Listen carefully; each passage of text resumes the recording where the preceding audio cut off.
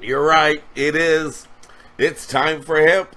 And we want you to have a great afternoon and share it with your friends. Like, this is always good when you share it with your friends. Well, our broadcast is always better when you share it with your friends as well.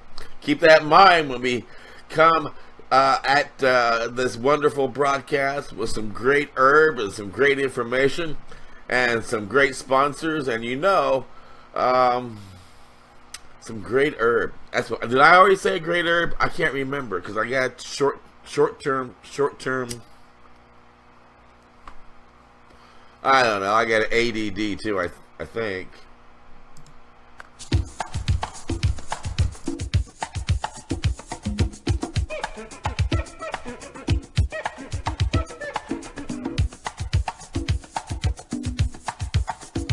You are listening to the Time for Hemp Global Broadcasting Network.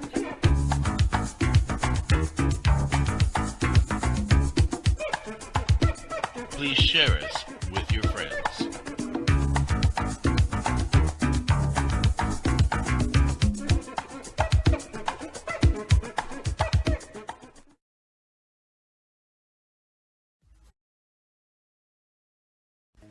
Growsentia has developed Mammoth P, an organically derived soil inoculant that maximizes phosphorus and micronutrient cycling to maximize bud growth, increase yield, and enhance plant health. Mammoth P's patent-pending technology is OMRI certified. The increased levels of phosphorus and other micronutrients result in increased stem strength and a 16% increase in harvest yield. Mammoth P is effective in soil, soilless, and hydroponic systems. This biostimulant microbial product really works synergistically with any nutrient and fertilizers in your management and feeding regime. Incorporate Mammoth P into your feeding protocols as a supplement to any fertilizer program. Mammoth P is being used by growers, commercial and hobbyists throughout the U.S. Go to mammothmicrobes.com to find a store near you or to order through one of the company's online partners. That's mammothmicrobes.com, scientifically proven to grow mammoth buds.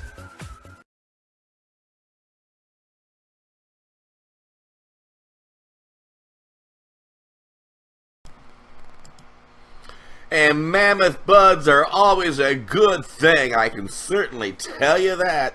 And I got some mammoth buds in here. Well, ladies and gentlemen, I have been slowed down by Facebook since Facebook said that I was posting too fast on too many groups at one time, which I've never really changed my posting habits, and I only post on about 60 different groups. So that means it takes me about an hour and a half to go through and promote the show. They blocked me from promoting the show until Thursday morning, at least. I can't post on any groups other than my own, or those that I am a moderator on, someone that is in charge of it and part of their administrative team. And so I thought, well, okay, well then I'll just send letters to all the moderators and ask them to post my post promoting the shows. So we had Timothy Leary yesterday, my segment from Timothy Leary, a really good show, father of LSD, and a lot of people would appreciate and enjoy it.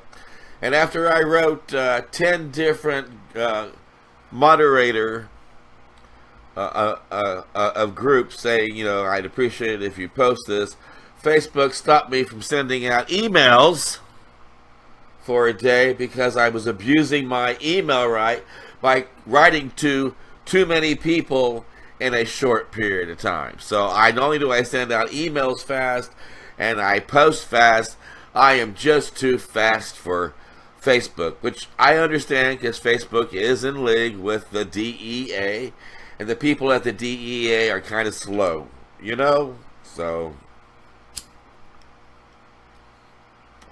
we would be grateful if you started promoting our segments for us, posting our videos all over Facebook, and getting your friends to tune in and watch us so that we cannot be ignored. The larger our audience, the more views that we have, the more difficult it is for us to be swept under the rug by the Zuckerberg team. And speaking of teams, we have a pretty groovy team here at the Time for Hemp Global Broadcasting Network. This is really good herb. I'm sorry to sit here and smoke like this in front of you, but you know, I can do that. I live in Portland, Oregon. And so we got a pretty good team of people here on the Broadcasting Network that do a lot of shows. And I do mean a lot of shows. Now, for the last 2 or 3 years, we've been broadcasting only as a radio, primarily into iHeartRadio, which is a big thing because all the new cars come rolling off the assembly line with iHeart already installed. Everything that Apple produces has iHeart already installed on it. And iHeart is a big thing. I mean, they host fantastic concerts in England and Amsterdam and in Las Vegas and Los Angeles with huge names like Bruce Springsteen and Paul McCartney and Lady Gaga. And I don't know, I mean, just an enormous amount of huge names have been part of several iHeart concerts, and they do different genres. You know, the iHeart Country Western series, the iHeart Country Western concert series featuring all female singers, and they got the rock and roll series of anyway, anything to put together a great big concert. iHeart does, so they have a large audience there that can tune in to Time for Hemp and find out how important it is to end cannabis prohibition. We also launched into Roku TV. And on Roku TV, we're showing all of our videos, including the ones that we're making for the little Facebook and YouTube. So this can also be found on our Roku channel. Yay! And but I can certainly tell you, Facebook seems to be a little annoyed at the fact that we are using their platform to promote the need to end cannabis prohibition. So what we've done, like I said, my website is pretty easy to access and pretty easy to understand. So here on my website, right here in the little window here, let's get the whole thing up there so you can see it.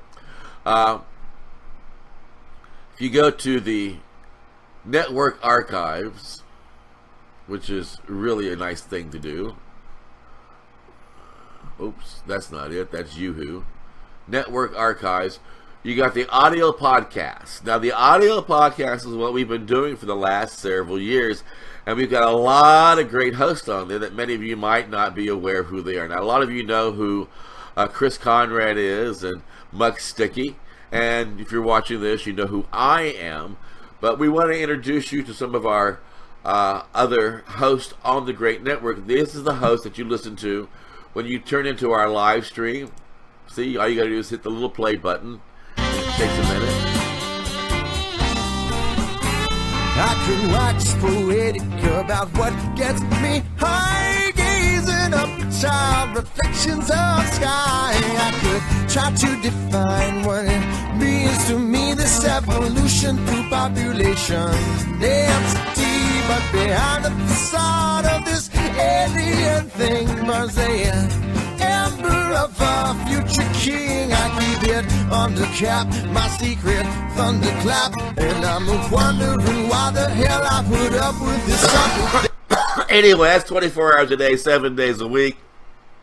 So I thought it might be cool if we introduced you to some of the people who broadcast on the radio network. And some of them will also be joining us and be doing programming for the video programs that we do. They're pretty photogenic, and they do a lot of video anyway, many of our hosts. And so it just makes sense to start bringing their content to these types of presentations. So now, those of you who have been tuning into the network do understand that we have been focused strictly on hemp. And with that said, I want to introduce Lynn Mathre. She is focused on cannabis, medical cannabis, as a matter of fact. And Lynn is one of the founders of the Cannabis Patients Without Time. And that's exactly what it sounds like. They're focused on people who are down to the last year or less, and they help them get their medications and get care and hospice and all the things that people need for those last few weeks, last few months. And Mary Lynn and Al Burns, also as a co-founder of Patients at a Time, they are two very loving people, very smart people, very diligent people in their approach to presenting material. And if you ever get a chance to sit down and have a conversation with Mary Lynn, do so. She is just a wonderful spirit to learn from. I can certainly tell you that.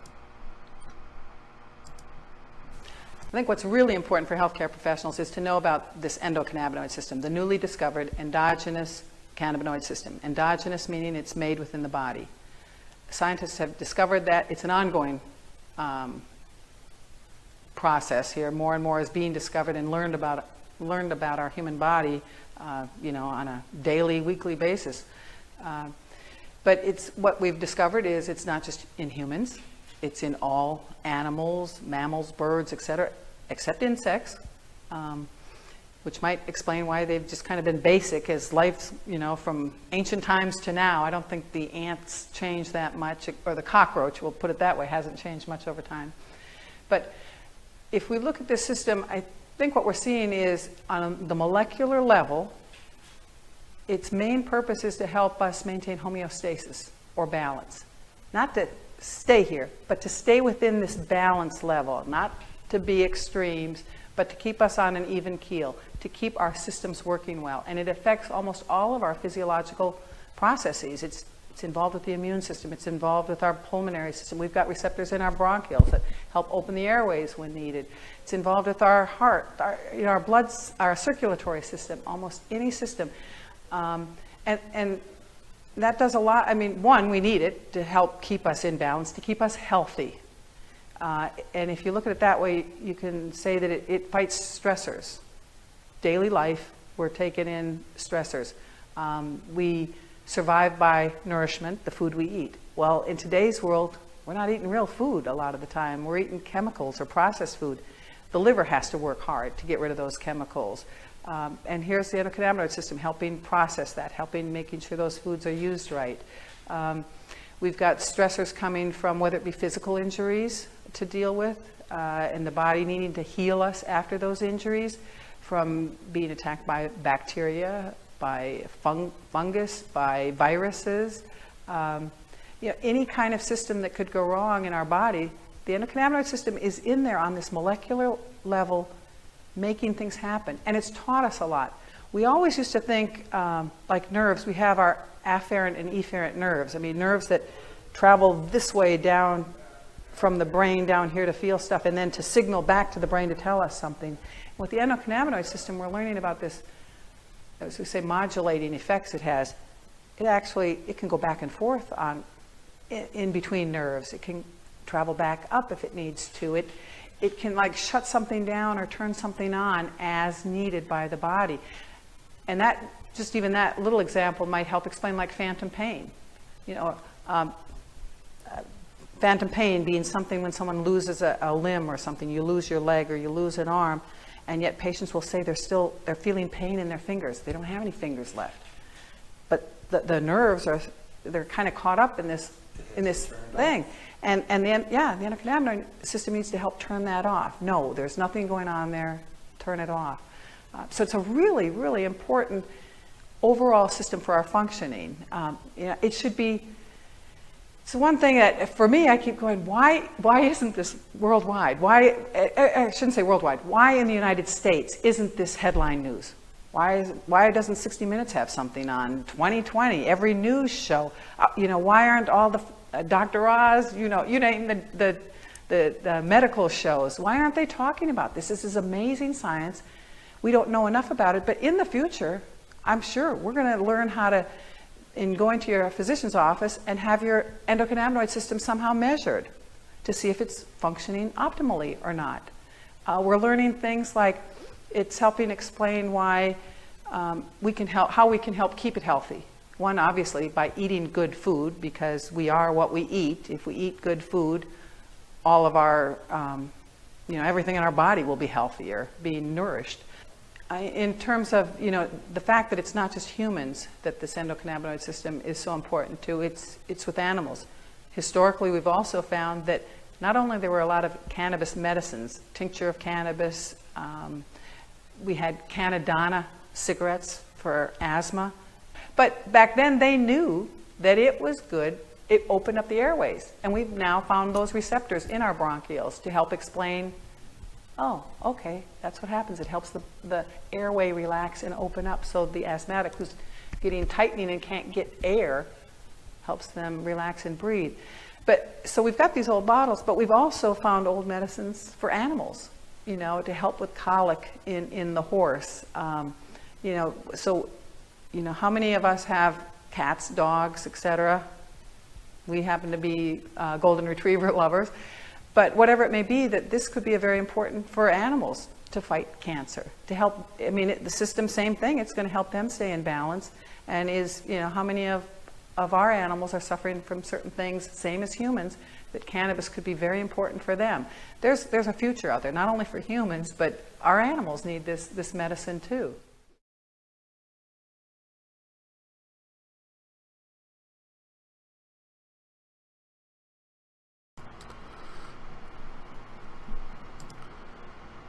That was Mark Peterson doing the interview there with Lynn Mathre. Mark's a friend of mine. He's been a guest on my show several times, and he is a hard-working activist and a researcher of the cannabis plant on so many different levels. And if you are looking for someone to give you any type of insight about this plant, I would encourage you to contact him or find him somehow on Facebook. Yes, find him on Facebook. So, anyway, that's Lynn Mathre, and she is a wonderful spirit. And if you're looking for her, you can find her right here on our website.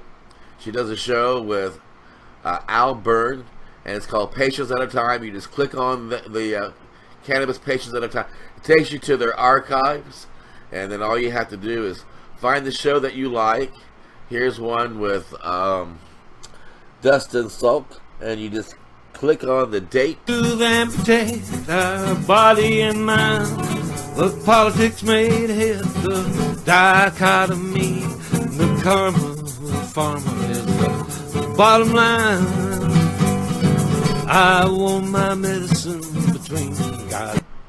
And so that's pretty cool, I think, and that we can give all this information away for free.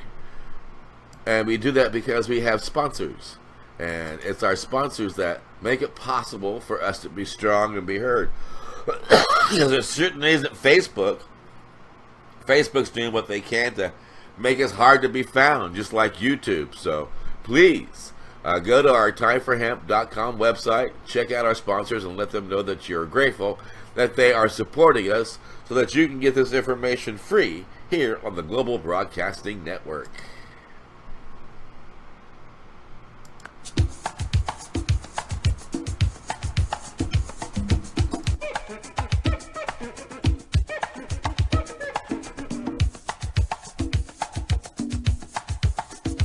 You are listening to the Time for Hemp Global Broadcasting Network.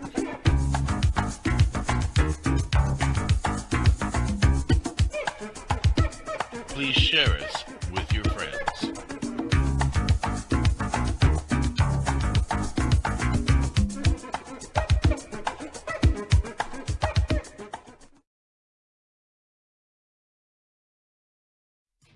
Serious Seeds is your source for quality cannabis and sativa seeds. Serious Seeds are the creators of legendary strains like AK-47, Bubblegum, Chronic, Cali Mist, and White Russian. The AK-47 is probably the most awarded strain on the planet. The high THC content of AK-47 makes it the perfect medical strain for patients seeking quick pain relief. Cali Mist is an almost pure sativa. Female medical cannabis patients have reported that this strain helps relieve menstrual cramps. Serious Seeds just acquired another Dutch high-quality seed bank, Magus Genetics. From now on, Serious Seeds can offer you even more award-winning strains. The fine folks at Serious Seeds strive to breed the best cannabis genetics that they can find, so patients can rely on the effectiveness of their medicine. Go to SeriousSeeds.com to grow your medicine.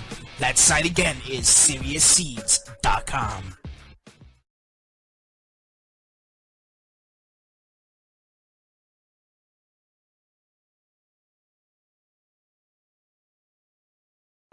They are a wonderful group of people. So if you can check them out, please do. And if you can let them know that you heard about them here on the big broadcast, that would be wonderful. And today we are talking about how important it is to support the network. And you as an audience member can certainly make that happen. All you have to do is to share our broadcast for us. And all you have to do is let everybody know that it is time for hemp. And anytime that it is time for hemp, we want you to share us with your friends. Now, we are having a little trouble here with our little... oh, jeepers. It's our little style. It's our little go across the... Here, let's see if I can get that to work. Just a minute. Our scroll bar, our little scrolling text is not scrolling. Jeepers. Well, you know, it's a live show, so we do what we can to make it happen correctly, but sometimes things just don't work out right. Well, anyway, what is working out right is that we get to introduce you to some of the hosts on our network, and we are talking about, of course, the Time for Hemp Global Broadcasting Network that is found at time-for-hemp.com. And as you notice, we do have an archive for our audio podcast, but we've also got a archive for our video podcast, the one that you're watching now. So you click on the video archives and you scan down. There's a little promo about being an advertiser or a sponsor on our network, or why you should share us with your friends. So please look that out. But here's the name of the shows that we currently have that we're working. Works, Judge James Gray at Large, this show, News Feed Preview, Time for Hemp, that's another show I do, and then Voices in Hemp History. And you just click on the name of the show that you're looking for the archives from, and when it pops up, you'll see a YouTube playlist that you can click on and watch the most current programming. We have like the last 5 or 10 shows there.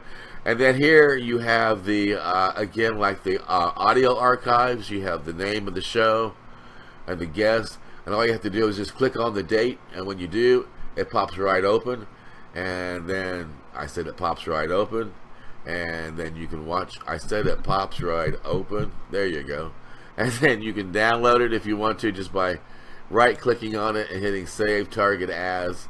So, or you can just sit and watch it if you want to at any time. So we try to make all of our content easy to access, easy to locate, easy to share, because that's the only way we're going to get this message out, you know, is if people are able to share this with their friends, right? You just click on it. I don't know, I didn't have the widescreen up, and then this little thing pops up, and it plays all by itself. There you go. And then again, you can just, like I said, you can just share it with your friends, which is what we want you to do. And we did this too to make certain that if for some reason, because you know how fussy Facebook can be or YouTube can be, if Facebook wakes up one day and has this wild fart and decides that they're going to take us off their platform, or YouTube's going to cancel us, well, what can we say, you know? But we're not going to lose our content, and we're not going to lose the ability to share it with our audience and make it so that our audience can have access to all the important information that we put out on this network. Now, another one of our great hosts that you can find on our audio format, I guess, as you find that we got an Android app you can download from the Android store, the Time for Hemp app, and listen to the network on your smart devices. And we're also with Tumblr, SoundCloud. Of course, we're on iTunes and Spreaker, iHeart. There's a lot of ways you can listen to the 24-hour day, 7-day-a-week, all cannabis, all the time, live feed. And you can also go to Time for Hemp, as you notice, and listen to it there. And when you do, like I said from the last time, you'll find Lynn Mathre and Al Byrne doing Patience at a Time. And then you'll also find this guy. His name is Judge James Gray. And he was the first district judge, federal judge, to come out publicly against the war on drugs and in favor of ending prohibition and legalizing marijuana, and he did so.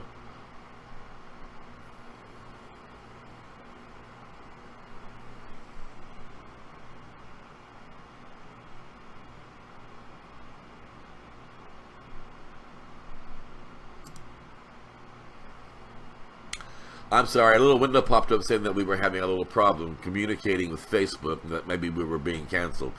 But anyway, he did so, despite the fact that he could have faced a lot of ridicule from other judges, and instead he seemed to be a leader of the pack. And Judge James Gray is a guest speaker at the Seattle Hemp Fest and Portland Hempstock on just about every year, and he's been featured on 60 Minutes, 2020, and in this case, he's also been featured on Reason TV. And please make it a point to check out his programming and his archives.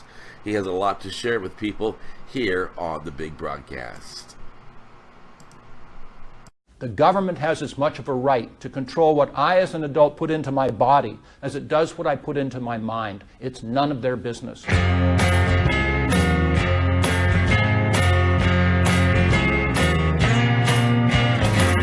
When I was appointed to the bench by Governor Deukmejian at the end of 1983, I was still a drug warrior. You know, I'd been a member of Navy JAG, actually writing charge sheets against my fellow shipmates from the Naval Air Station in Guam who had been run afoul of various laws, certainly including drug laws. I was a criminal defense attorney representing other people from different stations who were charged with drug offenses, among others. And then I was a federal prosecutor for several years in Los Angeles. In fact, I held the record for the largest drug prosecution in the Central District of California back in 1978. 75 kilos of heroin, 160 pounds, which was and is a whole lot of heroin. Does anyone have a concept of what the drug prosecution record is today in the Central District of California?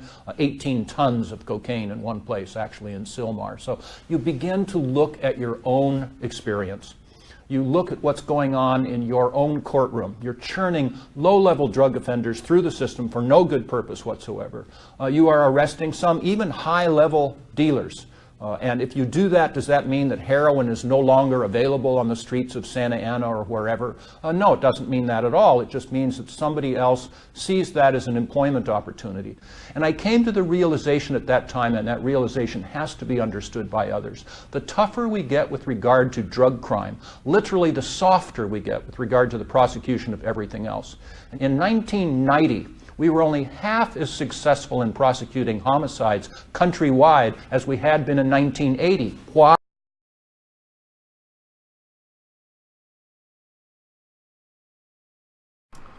I'm not sure how we got bumped off there, but it looked like we were bumped off in the middle of sharing with you who Judge James Gray is and what a brilliant mind he is, and how important it is that if you get a chance to see anything that he does, whether it's a speech that he's giving in a community or if he's a guest on a program, please make it a point to do so. He's a very brilliant man. He was the vice presidential candidate on the Libertarian ticket, and he ran alongside Governor Gary Johnson the first time Gary Johnson ran for president. So anyway, we love Judge James Gray. We're going to pick up where we left off here on the Big Broadcast. The government has as much of a right to control what I as an adult put into my body as it does what I put into my mind. It's none of their business. When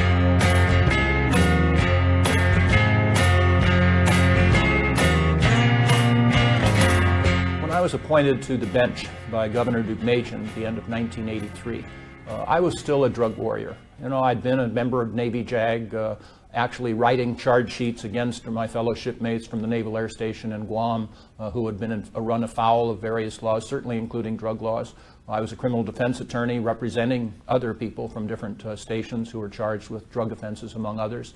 And then I was a federal prosecutor for several years in Los Angeles. In fact, I held the record for the largest drug prosecution in the Central District of California back in 1978. 75 kilos of heroin, 160 pounds, which was and is a whole lot of heroin. Does anyone have a concept of what the drug prosecution record is today in the Central District of California? 18 tons of cocaine in one place, actually in Sylmar. So you begin to look at your own experience. You look at what's going on in your own courtroom. You're churning low-level drug offenders through the system for no good purpose whatsoever. You are arresting some even high-level dealers. And if you do that, does that mean that heroin is no longer available on the streets of Santa Ana or wherever? No, it doesn't mean that at all. It just means that somebody else sees that as an employment opportunity.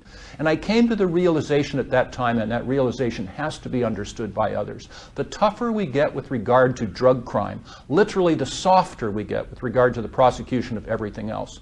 In 1990, we were only half as successful in prosecuting homicides countrywide as we had been in 1980. Why? Well, because the Reagan administration once again had ratcheted up the war on drugs, so we were using all of these prosecutorial resources to prosecute nonviolent drug offenders, such that robbers, rapers, and murderers were being able to skate with regard to their charges because we didn't devote those resources for that offense. Who is winning today with regard to this failed policy? And I have 6 groups. Travel along with me and see if you agree. The first group, obviously, are the drug lords. Big-time drug dealers. They're making hundreds of millions, billions of dollars every year, tax-free, by the way, and they're clearly winning. The number 2 group of people that are winning are those in juvenile gangs. Pretty much every juvenile gang we have in our country gets its primary source of funding for the sale of illegal drugs, and now they're using it as a recruiting tool to bring more children into this lifestyle because they too can be part of the action and make some money. Number 3 group of people that are winning are basically those in law enforcement that are making big-time government money to fight against the first 2 groups. And I'm not pointing the finger at law enforcement. They haven't failed us any more for the war on drugs than Elliot Ness failed us with regard to the war on alcohol. But it's the system. But nevertheless, their bureaucracies have expanded, their amounts of money, their power have all expanded as well. They're winning. 4th group of people are the politicians that basically talk tough with regard to the war on drugs, not smart, but they get elected and re-elected by talking tough. Of course, it's our fault because we continue to elect them, but they come out ahead. Number 5 groups are those in the private sector that make money because of increased crime. Who might that be? Obviously, the people that build prisons, enormously lucrative occupation. People that staff prisons. In the state of California, the Prison Guards Union is the strongest political lobby group we have. They're winning, and of course, they're laughing at us. And the 6th group of people that are winning are the terrorist organizations of the world. You look at any terrorist organization from Osama bin Laden or anywhere else, the primary source of funding is drug money. It's the sale of illegal drugs, to the degree that I say that drug prohibition is the golden goose of terrorism. And if our government really wanted to do something damaging to terrorist groups around the world, they would take the one step that would do that: repeal drug prohibition. Who is losing? Everybody else. I've been speaking actively against our nation's drug policy since 1992. The first national TV show I was on, they basically stacked it with a lot of parents of drug problems for their kids. And the first question I got was, why are you trying to kill my son? And it kind of got worse from there. That doesn't happen anymore. People are beginning to understand. There is an initiative now in California to treat marijuana like alcohol for adults. What would happen if this were to pass? Well, 6 things. The first 5 demonstrably beneficial, then we'll talk about the 6th. The first thing that would happen is we in the state of California as taxpayers literally could save hundreds of millions of dollars per year, if not $1 billion a year, that now we actually spend in a futile effort to try to eradicate marijuana as well as to prosecute and incarcerate nonviolent marijuana offenders. And of course, you can tell how successful we are in the eradication of marijuana because it's still the largest cash crop in the state of California. And number 2 is grapes, by the way, if you care. So that's $1 billion or so that we can save. Number 2, we could tax the silly stuff and generate revenue, according to the chair of the State Board of Equalization, of about $1.3 billion every year. So now that's about a $2.3 billion shift in the budget deficit for the state of California. You'd think somebody would notice. But the third thing trumps the first 2, and that is we would make marijuana less available for children than it is today. That is something that really does deserve a great deal of attention. Number 4, the entire hemp industry could be revitalized. It goes back thousands of years to the degree that in ancient Greek, the word canvas and cannabis were synonymous. They were the same word. And we have simply, thwarted that entire really important industrial purpose. We do have our merchants using hemp today, and by the way, hemp, is just the stalk of the marijuana plant. It has no mind-altering properties whatsoever, but it can be used for all kinds of really beneficial purposes. So now our merchants import the raw material from those radical countries like Canada and England, for heaven's sake, penalizing ourselves and our own agricultural purposes. You'd think that we could somehow realize what's going on, because the Canadian hemp field is worth, about $1 billion a year. And the fifth thing, this entire medical marijuana issue would pretty much dissolve, and hooray for that. It would get some control on it, regulate it, control it, tax it, and bring it back under the law. Then there's the sixth thing. What's that going to do to marijuana usage by adults? And any economist, of course, will tell you that's really pretty simple. It will increase marijuana use by adults. All things being equal. But all things are not going to be equal. We'll probably soon start experiencing what I call the Holland effect. Because in Holland, anybody 16 years of age or older can go to a coffee house and can get coffee and sandwiches and tea and also marijuana and hashish. The Minister of Health of Holland held a press conference not all that long ago and said, we in our country have only half the marijuana consumption per capita as you do in the United States of America, both for adults and for teenagers. Wait a minute, you hear that? Both for adults and for teenagers. Then went on to explain why. You know what he said? He said, we have succeeded in making pot boring. People that are supporting the status quo are on the wrong side of history. Just like the people that the Billy Sundays and the Anslingers and the rest who supported alcohol prohibition were on the wrong side of history. It's just a question of when. And then I guarantee anyone who will listen that 2 years after we change away from this failed and hopeless policy, everybody will join arms, look back astonished, aghast that we could have perpetuated such a failed system for so long. The best thing I can do for my country is to help us repeal drug prohibition. It's the most patriotic thing that I'm able to do, and we're going to be successful. It's outrageous when you call me over.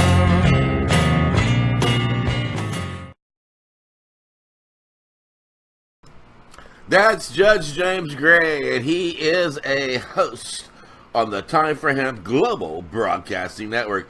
I don't know what happened in the middle of our transmission. I think we had just a typical technical issue. I'm from Indiana, so we say issue funny, like bishop and wishes and fishes and dishes.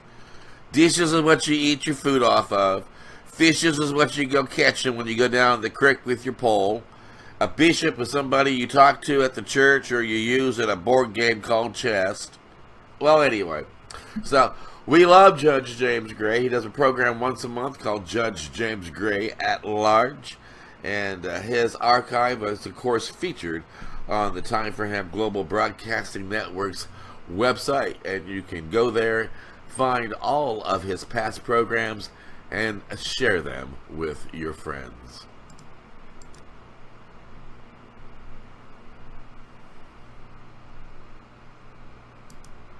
Have you ever had a problem with overcooking your cannabis oil? You probably wanted to rip your hair out when you burned off all the THC, right? I even cried one time when my brownies failed to make a good impression at the party.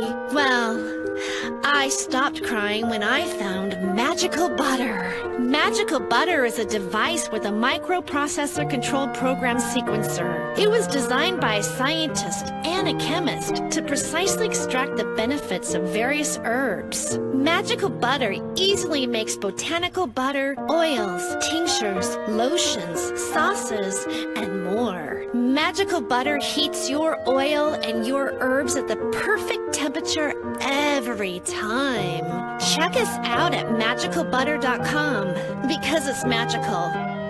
Okay, there's a lot of science and chemistry involved, but it sure works like magic.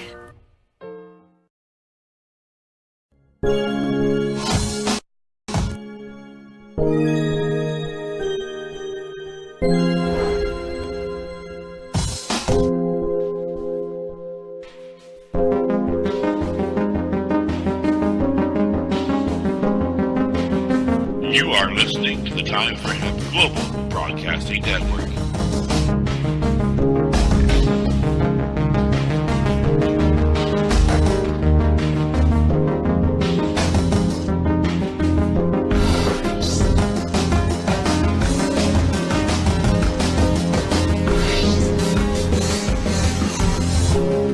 broadcasting network dedicated to ending the global war on drugs on iHeartRadio.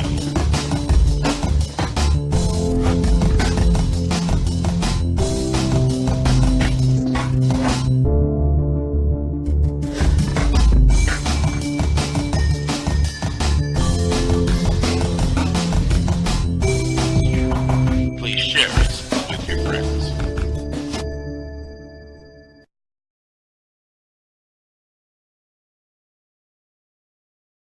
Please do share us with your friends. That is how we are found. And let's see if I got this report lined up right. I think I do. 3, 4, We are having a great time at the Seattle Hemp Fest here, 2012, and of course Vivian's did a great job of putting together an awesome list of speakers, one of which has a great TV show on PBS that I have watched, Rick Steves, and I tell you, when I watch you go through Europe, I was stationed in the Army in Germany for 3 years, and it's like returning home. I got great high-definition TV, and the spots that you go to, and the way you describe the visits, and the things that you do, and it gives me a chance to relive my moments, and I want to thank you and applaud you for the amazing work you do. Thank you very much. I'm thankful to have public broadcasting to air my shows. And I was surprised, like many people, to find that a well-rounded, well-educated, very kind of conservative individual seems to be very pro-marijuana. Is it because of your travels around the world that you see that it's not as much of a problem and you became more aware of the problem that prohibitions cause here? Or? I wouldn't say I'm pro-marijuana. I'm pro people's right to enjoy marijuana. You know, it doesn't matter what I think personally about marijuana. I just think part of being an American is having civil liberties. And I think the responsible adult use of marijuana is a civil liberty. And I think it's a shame that we have to criminalize it, because drug policy in a society should be motivated, I think, by pragmatic harm reduction. And we have laws against marijuana that are the opposite of pragmatic harm reduction. I think they're increasing harm in our society, like the laws against alcohol did back in the wrong-minded prohibition era. You know, and Europe has drug problems just like we have drug problems here. Drugs can be abused. Drugs can be fun. Drugs can be abused. And Europe has decided to take the crime out of the equation in general and treat it as a health challenge and an education challenge. And consequently, marijuana is generally treated more like a soft drug, like alcohol or nicotine or something like that. And for Europeans, it makes a lot of sense. So what I like to do is inject that little European sensibility into the whole discussion on marijuana. Now, PBS is also, in a lot of ways, like a conservative slant, I think, you know. And does this cause any problem in any way at all with PBS and your series? I'm not advocating smoking marijuana. I'm advocating legalizing it for adults who want to enjoy it as a civil liberty. So that's very American. That's very conservative. And I would think anybody who cares about fundamentally what it is to be an American would applaud this. I think most people would agree with you and me that this is a civil liberty, but most people are also in a situation where, because of all the fear and lies in our society, they can't talk freely about it. I'm lucky because I can talk freely about it because nobody can fire me, and I just really believe this is the truth. So, and I'm thankful that PBS is cool enough to recognize that. I suppose if I wanted to get some underwriters for my show, they might say we don't want to underwrite Rick Steves because it's associated with drug policy discussion. I guess that's their right if they want to, but I think more and more people are realizing that the truth is on our side, and I'm really excited that Oregon and Washington and Colorado are likely to be the first states in the country to legalize marijuana, and for me that is a beautiful thing. And for industrial hemp, I want to remind people to donate to PBS because of your donations. Great programs like Rick Steves that stays on the air. There's other great programming as well, well, where they what can we speak should their say voice. is thank you very much for that. And the beautiful thing about PBS, it's one part of the media that is not dominated by corporate interests. Right. Public broadcasting is motivated by a passion for people better understanding the world and embracing life. And if it's in the interest or not in the interest of some corporate need for profit, that's beside the point. And I don't think there's too many places on the dial where you can have media for the people instead of for corporate interests. So this is something to take care of and appreciate and be thankful for. And this is what, your third time to come to the Seattle Hemp Fest? 5 or 6. 5 or 6 times. And so you have a good time here. And so next year we anticipate you being here. Let people know why they need to come to the Seattle Hemp Fest next year. Oh, I think it's fun to celebrate tolerance and civil liberties, and the fact that, like my European friends tell me, a society has to make a choice, tolerate alternative lifestyles or build more prisons. And then they always remind me that we Americans lock up 8 times as many people per capita as Europeans do. Either we are inherently more criminal or there's something screwy about our laws, and we're straightening out those laws right now. And my hunch is next time we come to Hemp Fest 2013, marijuana will be legalized, taxed, and regulated. Well, it has been an honor for you to take time for us here, and I look forward to having you back on the show. Let's do it. Next year, we got a date. Thank you. Okay, take care. Thank you.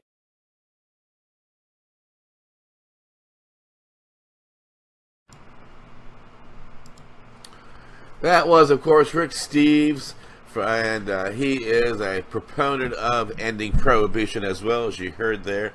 That interview was done in 2012, way back when I had no hair. And I've been asked to be a guest speaker several years in a row by Vivian McPeak and the wonderful team there at Seattle Hemp Fest. I will not be attending this year, but it's because I have a little doggy that cannot take the transportation and the to and from, and I don't want to leave her with anyone because she's so old that this might be her last summer.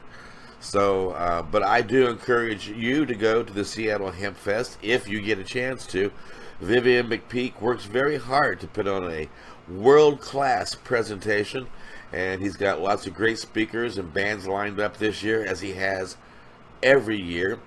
You can go online and check out the Seattle Hemp Fest lineup, their musical lineup, their speaker lineup, and the days and dates and times and all that. And when you do, let them know that you heard about them here on the big broadcast. Well, that wraps up the show. I apologize for the technical problems, but that's out of my hands. Be one thing if I was just like too high to work. Never too high to take time for hemp. I can certainly tell you that. And please share us with your friends. Remember, that's the only way we're going to get discovered, it looks like, because it looks like we're banging our head against the wall here at the big old Facebook door and the YouTube door. So it's going to take a large audience to make it so that we can just come marching through that and not be ignored as well. So please share us with your friends and let everybody know how important it is to take time for hemp.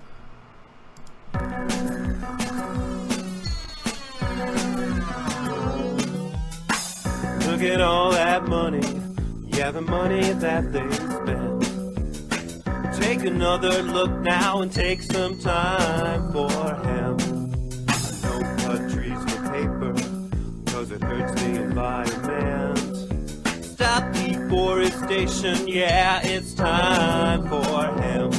Whoa, an acre of hemp makes 20 barrels of oil. No need for pesticides to poison all our soil. People got no food, they got no clothes, they got no rest. Well, right now it's time for hemp.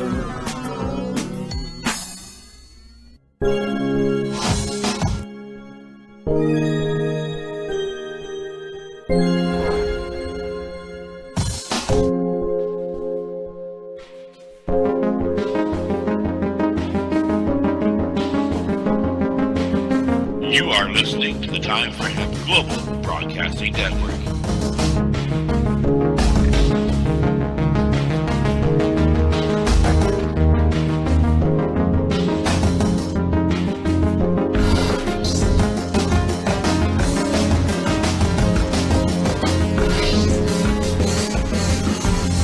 The only broadcasting network dedicated to ending the global war on drugs on iHeartRadio.